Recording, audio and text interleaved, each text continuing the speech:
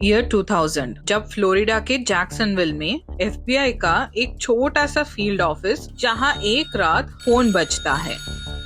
Line के दूसरे तरफ एक अनोनिमस इन्फॉर्मेंट था। उसने अपना नाम नहीं बताया, कोई एविडेंस नहीं दिया। उसने सिर्फ एक सेंटेंस बोला, McDonald's monopoly game is rigged.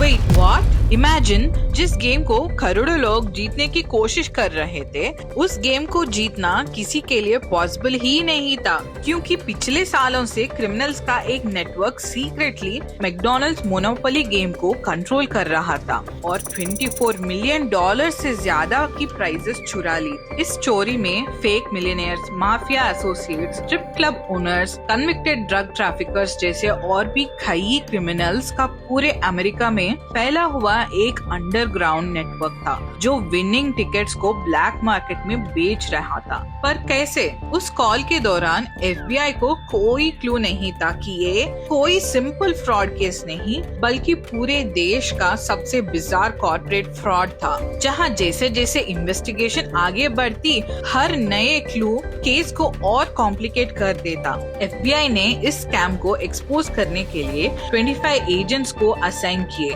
और शुरू करी एक सीक्रेट नेशनल इन्वेस्टिगेशन, जहां 20,000 से ज्यादा फोन नंबर्स मॉनिटर किए गए और ना जाने कितने fake winners millions of dollars की खुलेआम चोरी को ट्रेस करना पड़ा। और सालों की मेहनत के बाद जाके दिखा कि इस स्कैम से जुड़ा हुआ हर रास्ता जाकर एक ही इंसान पर खत्म होता है, जेरोम पीट Jacobson, commonly called uncle Jerry. वो आदमी जिसका काम गेम को सिक्योर रखना था, उसी ने अमेरिका के सबसे पॉपुलर गेम को अपना पर्सनल एटीएम बना दिया। पर ये सब उसने किया कैसे? और कैसे पता चला एफबीआई को कि अंकल जेरी ही इस स्कैम के मास्टरमाइंड था? एक ऐसा स्कैम जिसकी इंफॉर्मेशन एफबीआई पे होने के बावजूद भी ये सालों तक चलता रहा, क्योंकि मैकडॉनल्ड्स का ये मार्केटिंग कैंपेन इतना सक्सेसफुल था कि हर बार सेल्स एक्सप्लोड कर जाती जब भी नए स्टिकर्स इश्यू होते।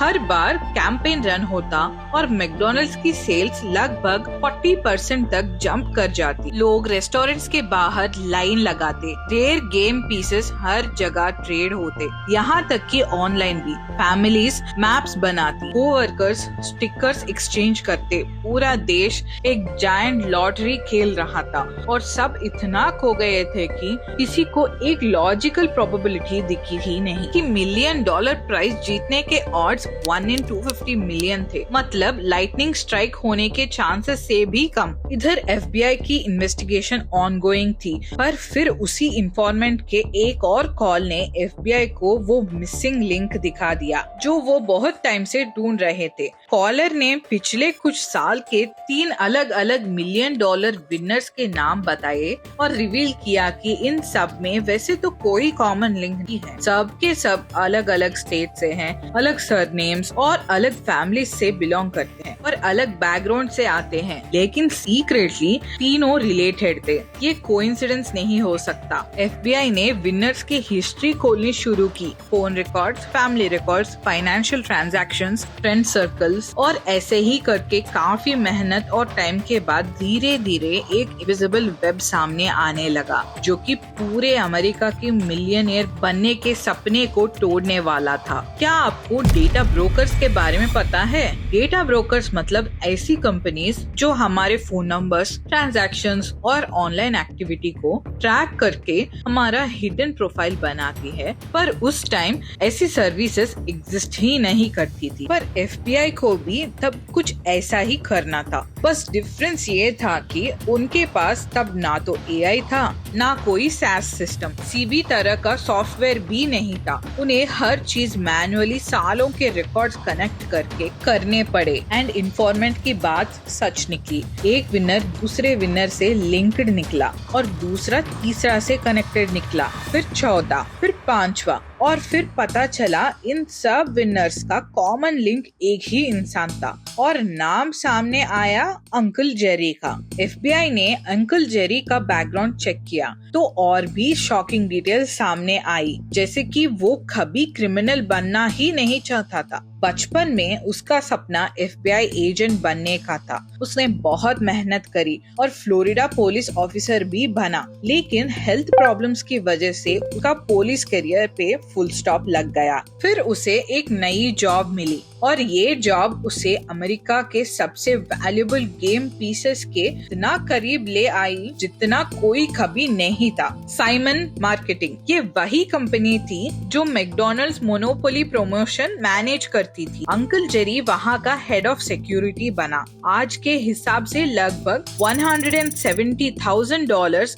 Annual salary. मतलब उसने जो भी करा मजबूरी में तो बिल्कुल नहीं करा। खैर, अंकल जेरी की रेपुटेशन बहुत ही रिजिड और स्ट्रिक्ट बॉस की थी। एम्प्लॉइज कहते थे कि वो इतना स्ट्रिक्ट था कि लोगों को बाथरूम तक फॉलो करता था ताकि कोई विनिंग पीस चुरा ना सके। पूरे सिस्टम का गार्डियन, पूरे सिस्टम का प्रोटेक्टर वो ही था और आयरॉनिकली पूरे सिस्टम का सबसे बड़ा चोर भी वही निकला। ये सब स्टार्ट हुआ 1989 में। अंकल जेरी ने पहली बार लाइन क्रॉस की और उसने एक 25,000 विनिंग पीस सीक्रेटली अपने स्टेप ब्रदर मार्विन ब्राउन को दे दिया। ये बस एक फेवर था या एक एक्सपेरिमेंट जिसका अंजाम अंकल जेरी भी नहीं जानता था। और जब कोई पकड़ा नहीं गया तब उसे एक डेंजरस रियलाइजेशन हुआ कि ये सिस्टम फूल प्रूफ नहीं था और तो और सिस्टम उसके कंट्रोल में था। और उसी दौरान किस्मत ने उसे और भी पावरफुल वेपन दे दिया जब हांगकांग से गलती से एक पैकेज उसके पास पहुंच गया जिसके अंदर authentic anti tamper security seals थे। एग्जैक्टली वही सील्स जो एनवेलप्स को सिक्योर करने के लिए किया जाता था। टाइमिंग, अपॉर्चुनिटी सब सही था, गलत था तो बस अंकल जेरी का इंटेंट। अंकल जेरी के पास अब परफेक्ट फॉर्जरी टूल था, बट एक छोटी सी प्रॉब्लम अभी भी उसके आगे थी, क्योंकि ऑफिशियल प्रोसीजर के मुताबिक एक इंडिपेंडेंट ऑडिटर हर डिलीवरी के दौरान उसके साथ रहती, बस एक जगह छोड़कर जहां ऑडिटर उसके साथ नहीं जा सकती, और वो था मेंस रेस्टरूम। और बस इसी छोटे से लूप होल का फायदा उठाकर अंकल जेरी हर बार वॉशरूम यूज करने का बहाना बनाता था और बाथरूम में जाकर एनवेलप्स खोलता था, विनिंग पीसेस स्वैप कर रैंडम कॉमन स्टिकर्स डालता था और ओरिजिनल विनिंग पीसेस अपने पास रख लेता था। फिर हांगकांग वाले सील से सब कुछ वापस परफेक्टली क्लोज कर देता था। कोई एविडेंस नहीं, कोई विटनेस नहीं और कोई सस्पिशन भी नहीं। अब उसके आगे आखिरी प्रॉब्लम थी बस विनर्स की, क्योंकि अगर अंकल जेरी खुद टिकट्स क्लेम करेगा तो तुरंत पकड़ा जाएगा। इसीलिए उसे एक नेटवर्क चाहिए था और इसी पॉइंट पर चीजें और इंसेन हो जाती हैं जब एयरपोर्ट पर उसकी मुलाकात जेरी कोलंबो नाम के एक आदमी से होती है। एक loud, larger than life character जो न्यूयॉर्क मॉब कनेक्शंस का दावा करता था। कोलंबो परफेक्ट पार्टनर था जो अंकल जेरी के लिए फेक विनर्स ढूंढेगा, $1 टिकट्स बेचता और हर $1,000,000 स्टिकर के 50,000 USD से लेकर $100,000 तक डिमांड करता और प्रॉफिट दोनों डिवाइड कर लेते। कोलंबो एक्सेसिवली ओवर कॉन्फिडेंट था। उसने एक स्ट्रिप क्लब को ऑफिशियली चर्च रजिस्टर करवा दिया, the church of the fuzzy bunnies. क्यों? ताकि वो टैक्स रेगुलेशन से बच सके। कोलंबो इतना कॉन्फिडेंट था कि एक रिग डॉज वाइपर प्राइज खुद जीता और बाद में मैकडॉनल्ड्स कमर्शियल में भी नजर आया।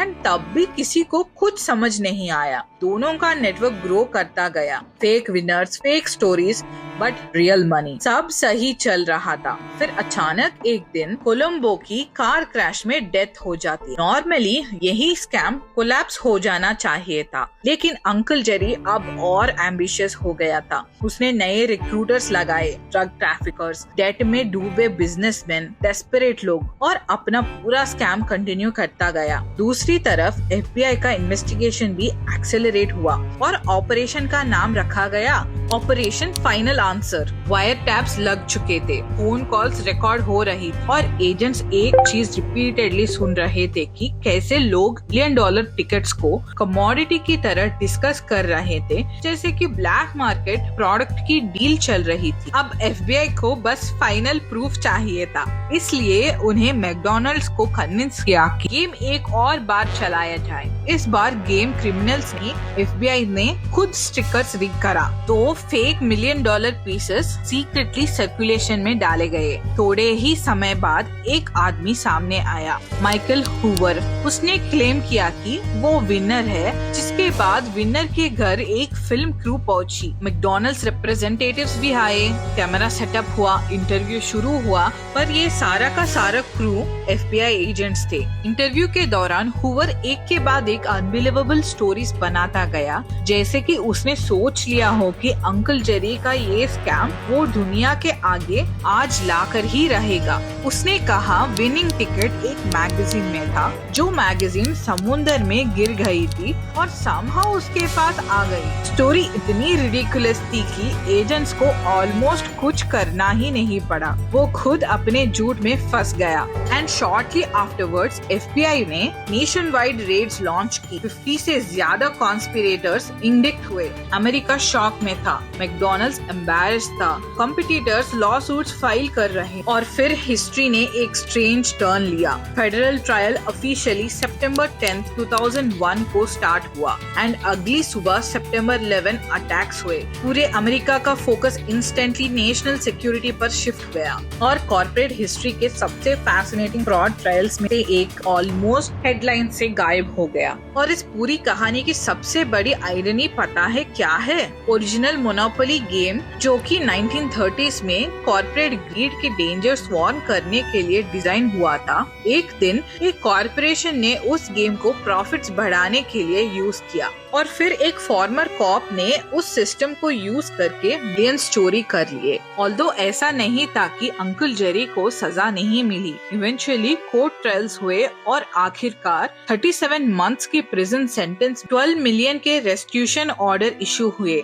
लेकिन रिजल्ट, आज अंकल जेरी क्वाइटली जॉर्जिया में रहता है। हर महीने थोड़ा थोड़ा फाइन पे करता है और फाइन का अमाउंट आपको और शॉक कर देगा, सिर्फ $370। क्या आपको लगता है कि ये अमाउंट जस्टिफाइड है? अपने व्यूज हमें कमेंट्स में बताइए। एनीवे, सो लास्टली इन सब के बाद एक थियरी आज भी ये कहती है कि कहीं ना कहीं अंकल जेरी ने सारे फ्रॉड के पैसे छुपा कर रख लिए और कभी स्पेंड ही नहीं किया, और शायद आज भी उसके पास सीक्रेटली वो सारा पैसा मौजूद है। सच क्या है ये कोई नहीं जानता, ना किसी को आज तक ये पता है कि वो इन्फॉर्मेंट कौन था जिसने इस पूरे स्कैम को एक्सपोज किया। पर आज अगर हम कुछ जानते हैं तो वो ये है कि 10 साल तक अमेरिका मोनोपोली खेल रहा था, रूल्स फॉलो कर रहा था, सपने देख रहा था, और बोर्ड के दूसरे साइड पर कोई पहले ही सारे विनिंग प्रॉपर्टीज खरीद चुका था। वीडियो अच्छी लगी हो तो वीडियो को लाइक और शेयर करें, और ऐसे और इन्फॉर्मेटिव वीडियोस के लिए चैनल को सब्सक्राइब कर ले। मिलते हैं नेक्स्ट वीडियो में।